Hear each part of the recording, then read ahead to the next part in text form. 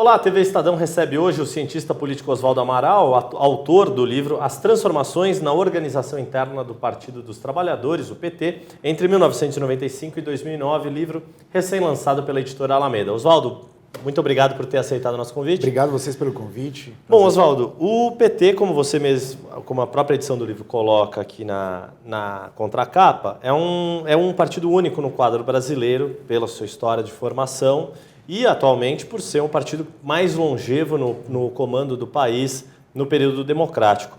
Queria que você fizesse uma síntese rápida do que é o PT, que nasceu lá em 1980, no Colégio Sion, e, se possível, até o PT que semana passada, né, há alguns dias, em junho, estava reunido no seu 5º congresso, num congresso que foi deveras conturbado. Né?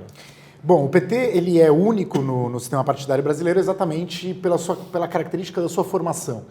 Ou seja, ele é um partido que nasce de baixo para cima e um partido que ganha representatividade junto à sociedade e por isso ele é único. Né?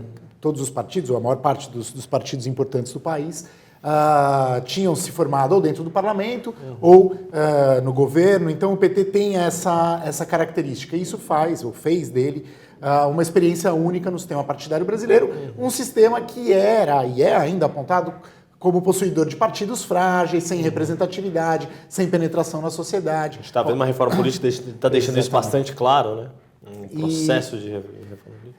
E, obviamente, que ao longo da sua trajetória, o PT passa por uma série de transformações, tanto ideológicas, programáticas, quanto também organizativas. Ele se profissionaliza, ele se institucionaliza, ele se aproxima das esferas de poder, ele caminha na direção do centro, né, exatamente com o objetivo, né, especialmente a partir de meados da década de 90, de conquistar a presidência da República. Digamos que foram, em alguma medida, mudanças necessárias para fazer parte do jogo político como um ator viável, como um ator com chances de ganhar. Como protagonista e não como coadjuvante, né?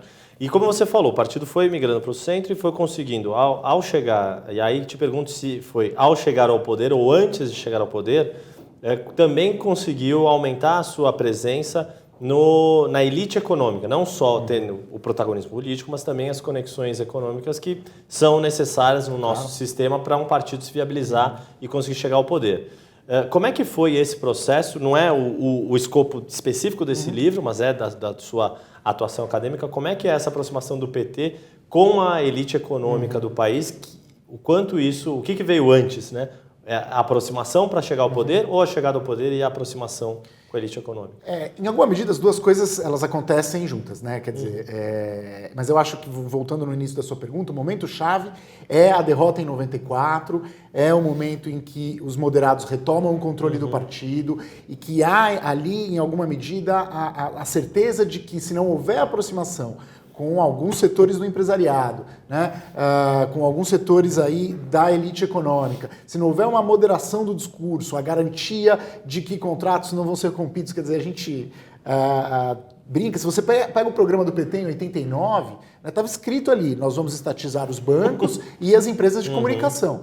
Quer dizer, a partir de meados dos anos 90, e aí já sob a liderança dentro do partido do José Dirceu, há claramente um movimento para o centro e um movimento de aproximação. Quer dizer, uma das pessoas que vai ser importante nesse processo é o ex-ministro Antônio Palocci, né, que vai fazer esse trânsito. A vitória da Marta em São Paulo em 2000 já trazia exatamente disso, né? A discussão do PT rosa, né, um PT que transita também entre setores da elite econômica. E a gestão que tem bandeiras como o CEL e alguns programas sociais da época, programas educacionais, que é muito voltado para a vocação social do PT, mas também uma gestão que teve uma preocupação, num dado momento, de fazer obras que o paulistano típico gostava, que são os túneis da Rebouças e da Cidade Jardim, que eu lembro, eu era repórter de cidade naquela época, era um momento muito dessa discussão ideológica e administrativa dentro da gestão. O que é interessante no caso do PT é que todas essas transformações, essas mudanças, elas não são elas são feitas dentro de limites, quer dizer, a gente tem a certeza que o PT não vai virar o seu oposto de uma hora para outra, né? Quer dizer, ela acontece dentro de limites e ela cria tensões. Né? Geralmente o que acontece é que a transformação ideológica, programática, ela é mais rápida, né? Porque a liderança ela tem um certo controle sobre isso, sobre o discurso que vai para a opinião pública, né? As pessoas que aparecem nos meios de comunicação. Então, isso acaba acontecendo de forma mais rápida do que na base. Então, obviamente, isso gera uma fonte de tensão que, bom, até como a gente viu no último congresso, ela é, em alguma medida, eterna, né? E uma coisa do último congresso que deu para ver e que reflete com esse atual momento de crise, inclusive de imagem, as denúncias da Lava Jato, os 10 anos do Mensalão, que ainda é um capítulo que não se fechou na história do partido, no congresso do PT não se conseguiu tomar uma decisão que a direção queria tomar, que era proibir o financiamento por parte de empresas aos candidatos e aos diretórios. Quer dizer, a direção queria aprovar isso e não conseguiu. E hoje a gente vê o PT com problemas de imagem justamente pela relação do partido com empresas que financiam o sistema de funcionamento do partido e das campanhas envolvendo, e aí depois isso culminando com as denúncias de desvios na Petrobras e por aí vai. O que da tua pesquisa se mostra a construção desse processo que culminou nisso? O que aconteceu? Duas coisas importantes aí, e acho que a primeira delas que eu vou dizer já foi objeto de crítica e autocrítica dentro do próprio partido, especialmente quando do Mensalão, que é a autonomização das lideranças. Né? Houve, especialmente aí a partir de 95, e esse é um processo que se amplia no começo da década, em que as lideranças deixam de ser controladas, digamos assim, por outras instituições do próprio partido que poderiam exercer esse controle. Né? Conselhos dos mais variados tipos e até instâncias inferiores da própria organização partidária. Isso é interessante porque isso foi objeto de crítica na eleição interna de 2005, né? É uma eleição em que os moderados quase perderam, né? É uma eleição muito disputada que acontece já no impacto do Mensalão. No impacto do Mensalão. E ali se tentou criar uma série de mecanismos que, pelo visto, enfim, não surtiram o efeito que boa parte da militância esperava. A segunda parte é que o PT ele criou uma máquina muito bem organizada e que depende de recursos, né? O partido salta de 60%, 70% na sua presença nos municípios, no começo da década de 2000, para 97%, ou seja, é um partido que está presente em todos os municípios. Você está presente em todos os municípios significa que você está lançando candidatos a vereadores em todos os municípios, candidatos a prefeitos em muitos deles. Está constituindo algum diretório candidatos local, a deputados, uma exato. instância Isso de partido. Custa. Então, quer dizer, é interessante que a pressão no 5º Congresso para que não se aprovasse a restrição, em boa medida, não veio da alta cúpula, veio das instâncias intermediárias que e daqueles que esses estão... diretórios Exatamente, menores, né? que dependem de recursos. Né? Então, o PT foi muito bem sucedido nesse aspecto de organizar uma máquina e criar o maior partido político de esquerda da América Latina. No entanto, isso trouxe uma série de, a gente vê isso todo dia no jornal, né? Uma série de problemas ligados ao financiamento do funcionamento dessa estrutura imensa. Pois é, e aí isso reflete também não sei se dá para a gente colocar dessa forma. Você aborda no teu livro que a cúpula do partido, ela é uma cúpula moderada, né? O campo em que tem Lula, que tinha José Dirceu, José Genuíno, que ainda é onde está a atual cúpula do partido, ele tende a ir à direita, mas nesse congresso a gente viu que as relações, talvez até por esse abalo, começou a puxar um pouco mais para a esquerda. Isso. E aí o alvo da crítica, saindo desse campo ético e partindo para o campo político, foi o PMDB.